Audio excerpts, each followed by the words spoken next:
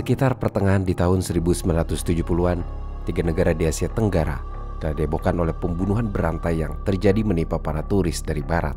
Semua korban ditemukan tanpa identitas dan sulit diidentifikasi. Beberapa waktu setelah Interpol melakukan penyelidikan, pelakunya ditemukan. Tapi pria ini selalu lolos dari jerat hukum karena terus berganti-ganti identitas. Dia dijuluki The Serpent atau Sang Ular, yang 2 tahun lalu dibebaskan dari penjara setelah menjalani hukuman selama 19 tahun untuk mempertanggungjawabkan lebih dari 30 pembunuhan yang dilakukannya. Siapa The Serpent ini? Bagaimana dia melakukan aksi kejinya? Dan apa motifnya? Mari kita telusuri kasusnya.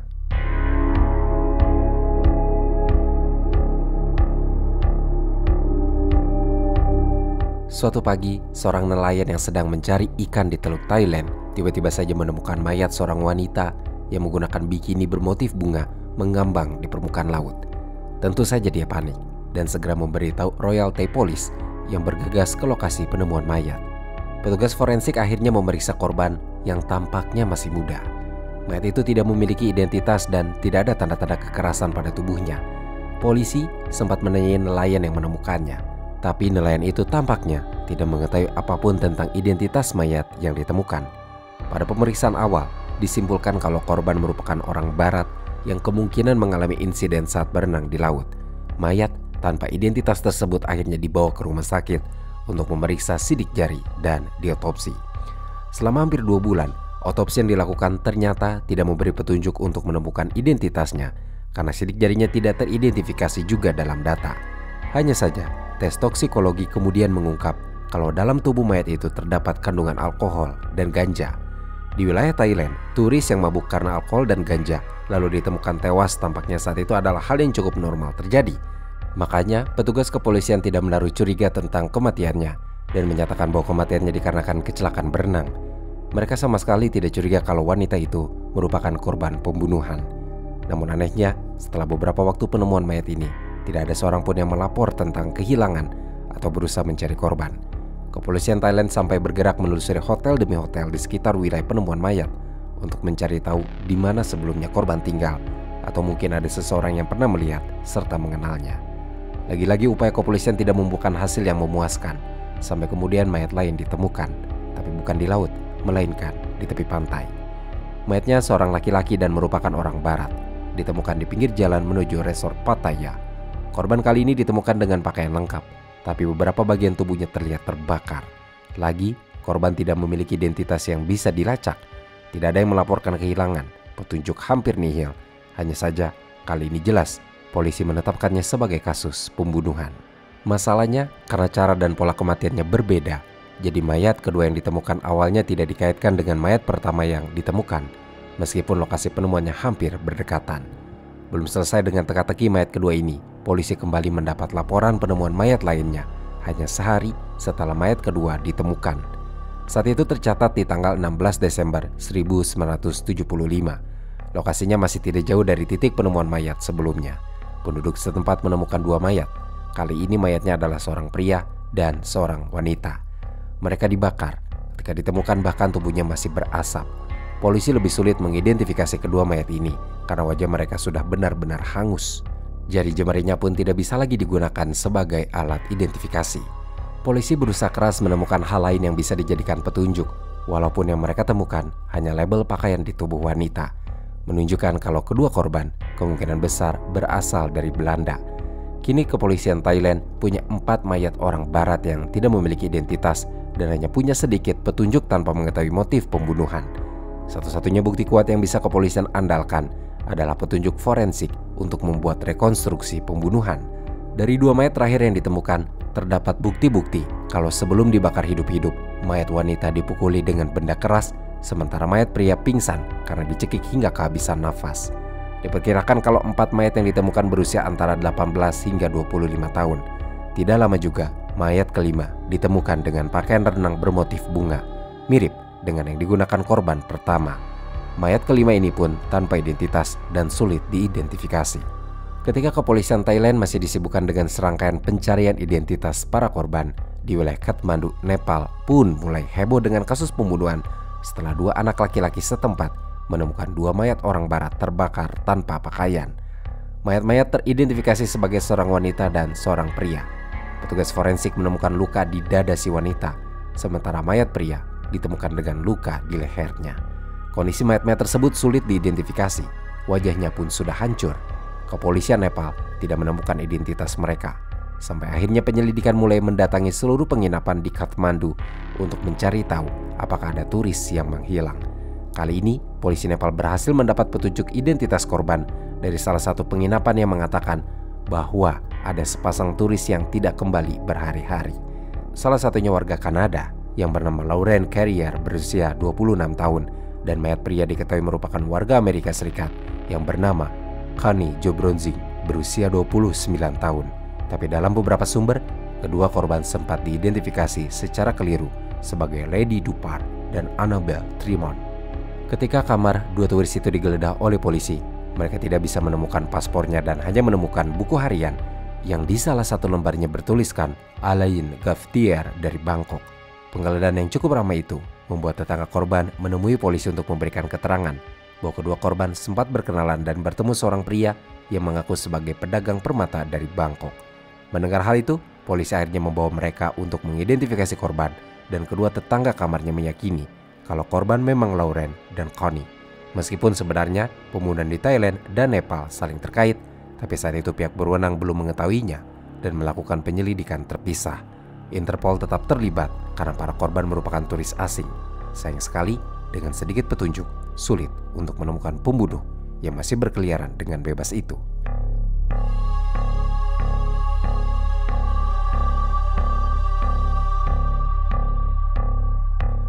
Setelah informasi terakhir yang didapatkan oleh kepolisian Nepal, akhirnya petugas berusaha mencari si penjual permata yang bernama Alain Gaftier. Mereka memiliki ciri-ciri fisik orang tersebut dan mencari tahu di banyak penginapan setempat dengan harapan ada yang mengenalinya.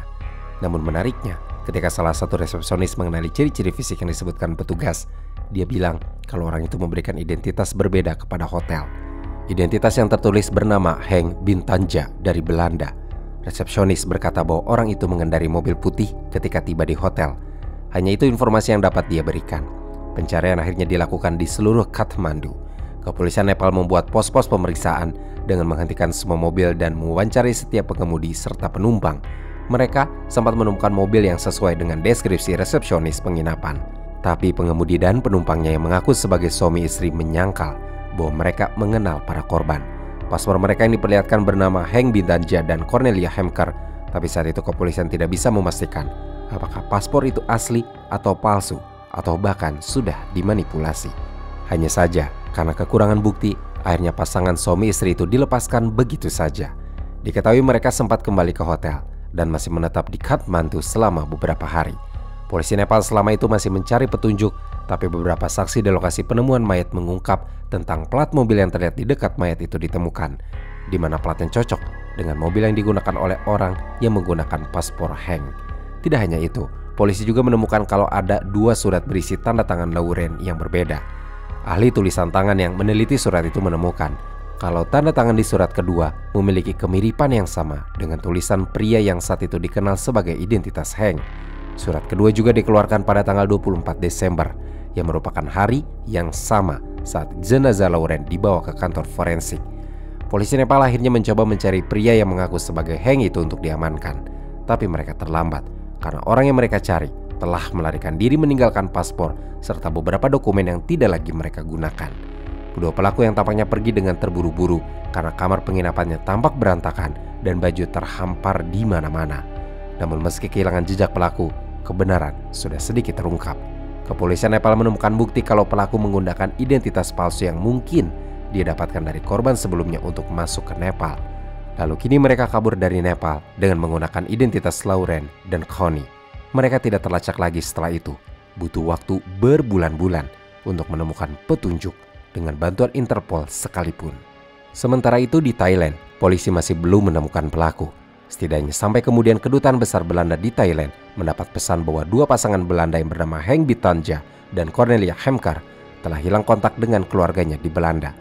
Keluarga hanya tahu informasi terakhir bahwa kedua pasangan itu bertemu dengan pedagang permata di Bangkok yang menawarkan mereka batu-batu berharga.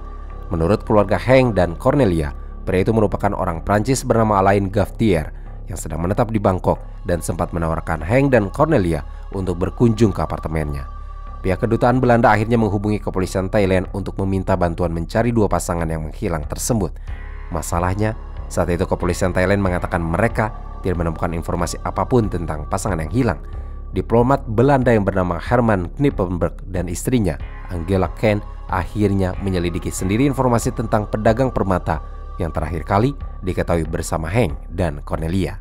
Dari salah satu teman Herman yang bekerja di kedutaan Australia, dia mendapat informasi tentang pasangan bernama Nadine dan Remy Gires yang melaporkan kecurigaannya terhadap tetangga apartemennya, Alain Gauthier, pria Prancis yang sedang dicari-cari Herman.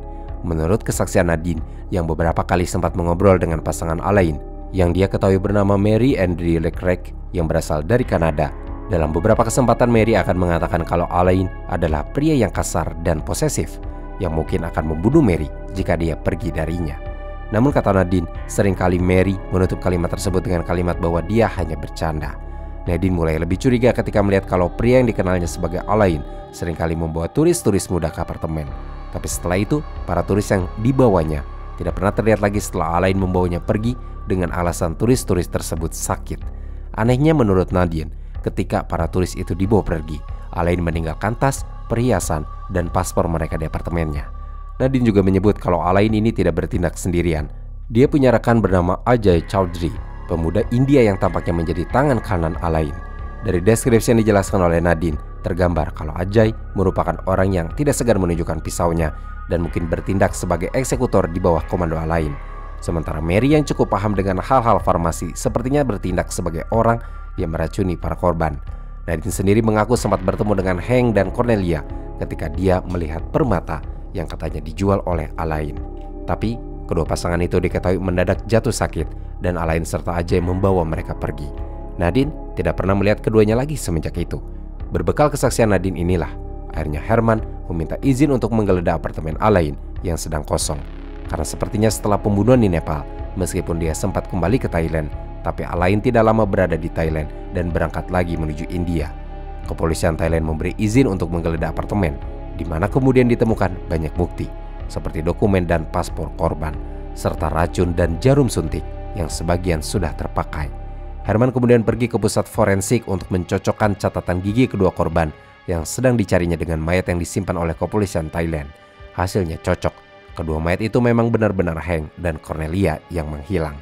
Kasus ini pelan-pelan semakin terlihat benang merahnya. Walaupun kepolisian Thailand dan Nepal belum menyadari kalau pembunuhan yang terjadi di kedua negara itu saling terhubung. Namun, ketika Herman menyelidiki tentang Alain, dia mulai mencurigai kalau pembunuhan yang dilakukan terhadap Hank dan Cornelia bukanlah satu-satunya pembunuhan yang dilakukan. Herman yakin kalau ada korban-korban lain yang setidaknya memiliki kesamaan pola pembunuhan. Jadi, dia mulai mencari informasi tentang kasus-kasus pembunuhan lain yang tidak hanya mengantarkannya pada informasi pada mayat-mayat sebelumnya, tapi juga menghubungkan kasus ini dengan pembunuhan di Nepal. Herman melapor ke kepolisian Thailand dan laporannya ini ditanggapi dengan serius. Interpol mulai mencari informasi tentang Alain dan komplotannya. Dari petugas di Kanada, mereka berhasil menemui Ibu Mary yang memberi petunjuk tentang keluarga Alain di Prancis. Hal yang mengejutkan adalah ternyata pria yang selama ini dikenal dengan nama Alain itu sebenarnya memiliki nama asli Charles Sobhraj, penjahat besar yang punya sederet rekam jejak kriminal.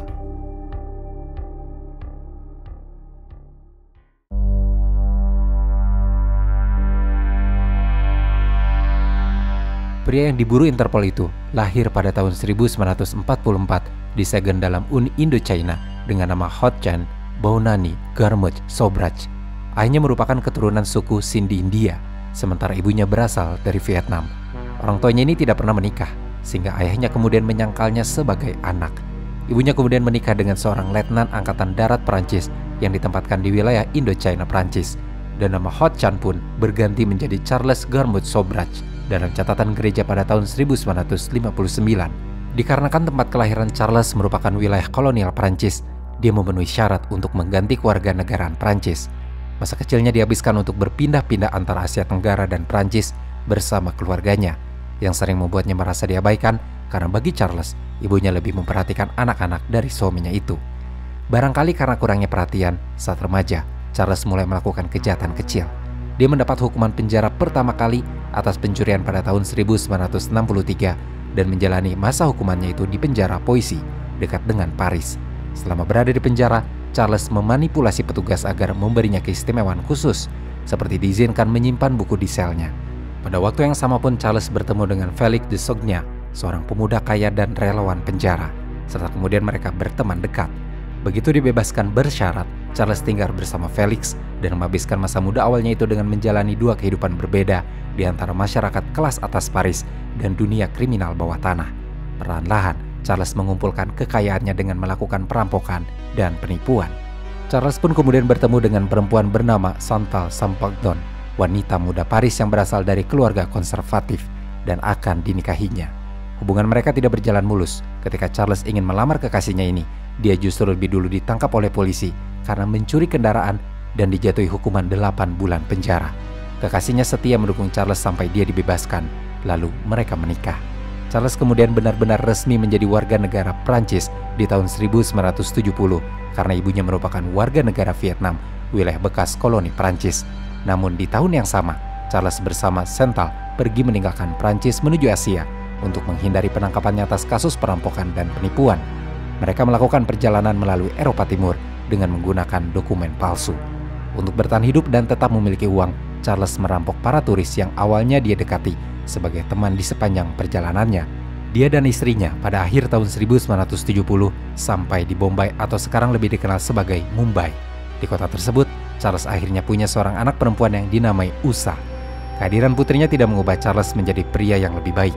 Dia justru semakin terjerumus dalam kehidupan kriminal dengan menjalankan operasi pencurian dan penyelundupan mobil di Bombay, yang keuntungannya banyak dihabiskan untuk berjudi. Di tahun 1973, Charles ditangkap dan dipenjara lagi setelah berusaha melakukan perampokan bersenjata dengan menargetkan toko perhiasan di The Ashok yang berlokasi di New Delhi. Sebenarnya, Charles sempat melarikan diri setelah Chantal mengelabui petugas dengan berpura-pura sakit. Tapi Charles kembali ditangkap. Dia meminjam uang pada ayahnya sebagai uang jaminan, lalu segera melarikan diri ke wilayah Kabul. Seolah belum jera, Charles kembali melakukan perampokan pada turis dengan bantuan Chantal. Sampai akhirnya Charles ditangkap lagi. Charles melarikan diri dengan berpura-pura sakit, lalu membius penjaga rumah sakit. Namun kali ini, dia melarikan diri sendirian menuju Iran, meninggalkan keluarganya. Sementara Chantal, meski dia tetap setia dengan Charles, tapi Chantal meninggalkan dunia kriminal dan kembali ke Prancis. Suami istri ini tidak pernah bertemu lagi. Charles sendiri kemudian menghabiskan 2 tahun dalam pelarian yang tidak kunjung habis. Dia berpindah dari satu tempat ke tempat lain, dari satu negara ke negara lain, melewati berbagai negara di Eropa Timur dan Timur Tengah. Semuanya dilakukan dengan memanfaatkan 10 paspor curian. Ketika Charles tiba di Istanbul, dia bertemu dengan adik tirinya, Andre, yang segera menjadi rekannya dalam melakukan kejahatan di Turki dan Yunani. Keduanya pun ditangkap di Athena, tapi Charles berhasil melarikan diri sendirian. Sedangkan Andre diserahkan kepada polisi Turki oleh otoritas Yunani lalu menjalani hukuman penjara selama 18 tahun. Selepas dari kejadian inilah, Charles mulai membiayai gaya hidupnya dengan berpura-pura menjadi penjual permata atau pengedar narkoba untuk menarik perhatian dan berteman dengan turis yang menjadi target penipuannya. Ketika dia kembali ke India, Charles bertemu dengan Mary yang memang sedang berpetualang dan membuat Mary menjadi pengikutnya yang paling setia. Setelah Mary, kemudian Charles mengajak Ajay Chowdhury, pemuda dari India, untuk menjadi tangan kanannya juga. Mereka mencari korban-korban baru, menargetkan para turis asing. Awalnya hanya menipu dan merampok, sebelum akhirnya segera kejahatan mereka pun meningkat menjadi pembunuhan. Tidak terungkap secara pasti berapa banyak sebenarnya korban Charles, tapi diyakini lebih dari 30 turis telah tewas di tangannya. Dengan Charles beralasan bahwa itu pembunuhan tidak disengaja karena para korban overdosis temazepam dan heroin. Tapi penyelidik menemukan bahwa para korban telah mengancam untuk membongkar kejahatan yang dilakukan Charles, di mana ini menjadi motif kuat untuk pembunuhan yang dilakukannya.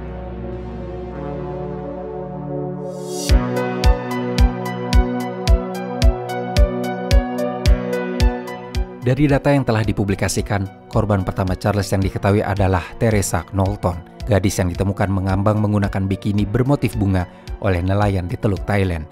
Teresa baru berusia 21 tahun ketika meninggal.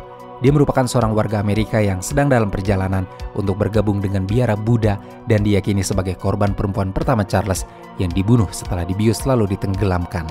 Korban keduanya adalah Vitaly Hakim Dia korban yang ditemukan hangus terbakar di tepi jalan dekat resort Pattaya, tempat Charles pernah tinggal. Vitali adalah seorang pemuda Yahudi Sephardi yang hidup nomaden alias suka berpindah-pindah tempat. Tidak ada yang tahu berapa usianya karena tidak dipublikasikan. Korban berikutnya adalah Henk Bitanja yang berusia 29 tahun dan Cornelia Hemker yang berusia 25 tahun. Mereka pasangan yang baru bertunangan. Keduanya mati dengan cara yang tragis juga. Jasadnya ditemukan tidak jauh dari lokasi Vitali. Hasil autopsi menunjukkan kalau mereka sempat dibius, dipukuli, dicekik, lalu dibakar hidup-hidup oleh Charles dan kaki tangannya. Korban selanjutnya, perempuan yang ditemukan tenggelam juga dengan bikini bermotif bunga yang mirip dengan bikini yang dipakai Teresa. Perempuan itu bernama Carmine Kauru, pacar dari Vitali, yang berusaha mencari kekasihnya, tapi justru ikut menyusul kematian Vitali. Setelah serangkaian pembunuhan di Thailand, kemudian Charles menuju Nepal bersama Mary dengan menggunakan paspor palsu, dan mereka melakukan pembunuhan lagi dengan membunuh Lauren Ormond Carrier dari Kanada yang berusia 26 tahun dan perempuan Amerika bernama Connie Bronzik yang berusia 29 tahun. Setelah pembunuhan, Charles dan Mary menggunakan paspor Lauren dan Connie untuk terbang kembali ke Thailand. Namun ternyata 3 rekannya dari Prancis yang belum mengetahui kejahatan Charles mulai mencurigainya melakukan pembunuhan berantai karena mereka menemukan dokumen milik para korban. Salah satunya kemudian memberitahu pihak berwenang Thailand dan segera melarikan diri ke Paris. Charles pun ketakutan dan segera kabur menuju Kalkuta dan Varanasi, di mana dia melakukan pembunuhan lagi. Korbannya kali ini adalah seorang sarjana Israel bernama Avoni Jacob yang dibunuh karena Charles ingin merebut paspornya untuk digunakan berpergian. Dia sempat menggunakannya untuk terbang ke Singapura, lalu kembali ke India, dan di bulan Maret 1976 kembali ke Bangkok. Dia tidak pergi sendiri, tapi membawa Mary dan Ajay bersamanya. Charles sebenarnya mengetahui bahwa pihak berwenang di Thailand mencarinya. Jadi begitu tiba di Thailand, ketiga orang tersebut diinterogasi oleh polisi Thailand, tapi karena identitas palsu dan kurangnya bukti, mereka dibebaskan lagi. Pembunuh berantai ini masih berkeliaran, bahkan sempat berpergian ke Malaysia. Selama di Malaysia pada tahun 1976, ada dugaan bahwa Ajay pun dibunuh oleh Charles. Dugaan ini muncul dengan beberapa informasi yang menyatakan bahwa Ajay sempat ditugaskan untuk mencuri permata, lalu mengirimkannya kepada Charles. Tapi ini menjadi kali terakhir Ajay terlihat. Dia tidak pernah muncul lagi, dan anehnya jasadnya pun tidak pernah ditemukan. Ada beberapa rumor mengatakan kalau Ajay dibunuh sebelum meninggalkan Malaysia untuk menjadikan Mary satu-satunya rekan yang akan membantunya berdagang permata di Jenewa. Namun, rumor lain tentang Ajay yang terlihat di Jerman Barat pun sempat beredar, walaupun rumor ini tidak berdasar dan tidak punya bukti. Hingga saat ini, pencarian Ajay pun masih dilanjutkan. Di bulan Maret-Mei 1976, akhirnya Interpol mengeluarkan surat perintah penangkapan internasional untuk menangkap Charles dengan dakwaan 4 pembunuhan di Thailand. Saat itu Charles sedang berada di Bombay dan sudah membengkuk kelompok kriminal baru yang menjadikan 2 wanita barat bernama Barbara Smith dan Mary Ellen Ether sebagai kaki tangannya. Dengan bantuan mereka, Charles menambah korban baru, yaitu seorang pria Prancis bernama Jean-Luc Solomon yang tewas diracun ketika Charles gagal merampoknya. Sebenarnya, Charles hanya berniat ingin melumpuhkan dan membius Jean, tapi tampaknya dosis yang diberikan terlalu banyak hingga akhirnya Jean tewas. Di bulan Juli 1976, ketika Charles sedang berada di New Delhi bersama 3 perempuan yang menjadi anak buahnya, mereka mencoba untuk menipu sekelompok mahasiswa pasca sarjana Prancis berjumlah 20 orang dengan berpura-pura menawarkan jasa pemandu wisata. Charles mencoba membius mereka dengan memberi pil beracun yang katanya obat anti-disentri. Namun di luar perkiraan Charles, ternyata obat yang dia berikan bereaksi lebih cepat kepada para mahasiswa itu sehingga mereka mulai pingsan. 3 mahasiswa yang sadar kalau mereka sedang menghadapi penjahat akhirnya berhasil melawan dan mengalahkan Charles serta komplotannya, lalu menghubungi polisi. Charles dan komplotannya ditangkap. Di bawah tekanan interogasi, akhirnya Barbara dan Mary mengakui kejahatan yang dilakukan sehingga mereka dan Charles didakwa atas pembunuhan Jean. Lalu mereka dikirim ke penjara Tihar di New Delhi.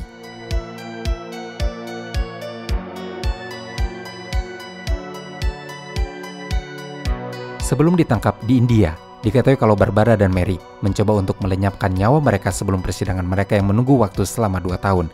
Sementara Charles, dia masuk ke penjara dengan membawa semua permata berharga yang disembunyikan di tubuhnya, cukup berpengalaman untuk menyuap para petugas, lalu hidup nyaman di penjara. Charles benar-benar sang ular yang licik. Dia bahkan mengubah persidangannya menjadi sebuah tontonan publik yang menarik sekaligus menjengkelkan, karena dia bahkan melakukan berbagai drama, seperti mempekerjakan dan memecat pengacaranya sesuka hati, membawa Andre yang belum lama dibebaskan secara bersyarat untuk membantu memberi kesaksian, dan bahkan melakukan aksi mogok makan. Awalnya dia terancam hukuman penjara seumur hidup, Tapi setelah banding dan segala drama yang dilakukannya, dia hanya dijatuhi hukuman 12 tahun penjara. Mary, pengikutnya yang setia, meskipun dinyatakan bersalah karena membius para mahasiswa Prancis, tetapi dia kemudian dibebaskan bersyarat dan dikembalikan ke Kanada ketika dikabarkan menderita kanker ovarium. Dia tidak berumur panjang. Kanker yang menggerogoti tubuhnya membuat Mary wafat di usia 38 tahun. Namun, sebelum dia meninggal di bulan April 1984, Mary masih bersikeras mengklaim bahwa dirinya tidak bersalah dan masih setia mendukung Charles. Pria itu pun tidak pernah sedikit pun menunjukkan penyesalannya. Charles mengacau di penjara dengan melakukan penyuapan sistematis supaya dia tetap bisa hidup mewah di dalam sel. Menurut kabar yang beredar, Charles bahkan punya televisi di selnya dan diberi makanan-makanan lezat setiap hari. Dia berteman baik dengan para penjaga maupun narapidana. Charles sempat memberikan wawancara kepada sejumlah jurnalis barat, termasuk Richard Neville, serta calon istrinya yang bernama Julie Clark, dan juga Alan Dawson. Mereka bertiga mengunjungi Charles di penjara untuk mendengarkannya detail cerita tentang kejahatannya. Random House, sebuah perusahaan penerbitan buku yang tertarik dengan kisah hidup Charles ini, telah mengajukan kontrak kepada Richard Neville untuk menyelidiki kasusnya. Tapi karena Richard dan Julie sebenarnya adalah jurnalis yang lebih condong pada liputan gaya hidup hippie, mereka pun merasa tertekan dan terintimidasi dengan apa yang mereka sebut sebagai utusan-utusan Sobrach yang menyeramkan. Selama proses investigasi, hingga akhirnya kontrak dibatalkan dan liputan dihentikan. Lucunya, meskipun Charles selama wawancara sangat terbuka berbicara mengenai pembunuhan yang dilakukannya, tapi Charles sendiri menyangkal semua yang telah dia katakan dan berpura-pura kalau tindakannya merupakan pembalasan terhadap imperialisme Barat di Asia. Pada akhir tahun 1985, ketika hukuman penjaranya di India akan segera berakhir, tampaknya Charles sadar kalau dia akan diekstradisi ke Thailand. Pemerintah India sudah menyetujui permintaan ekstradisi ini supaya Charles mempertanggungjawabkan pembunuhannya. Namun, karena di Thailand pasti Charles akan menghadapi hukuman mati, dia menjalankan sebuah rencana besar pada bulan Maret 1986, tahun ke-10-nya di penjara. Dengan uang dan koneksinya, Charles mampu mengadakan pesta besar di penjara untuk para penjaga dan sesama narapidana, di mana dalam momen ini Charles membius mereka dengan pil tidur, lalu dia melarikan diri dari penjara. Tidak butuh waktu lama sampai Inspektur Madhukar Zende dari kepolisian Bombay menangkapnya kembali di restoran A Cocoiro di Goa. Upaya pelariannya membuat Charles diperpanjang masa hukumannya selama 10 tahun. Ini memang hal yang diharapkannya karena dia bisa terbebas dari hukuman mati di Thailand. Charles bebas dari penjara India di usia 52 tahun pada tanggal 17 Februari 1997. Pada saat itu, banyak bukti dan saksi yang memberatkannya telah hilang atau tidak dapat ditemukan lagi. Sebab tidak ada negara yang siap menerima ekstradisinya.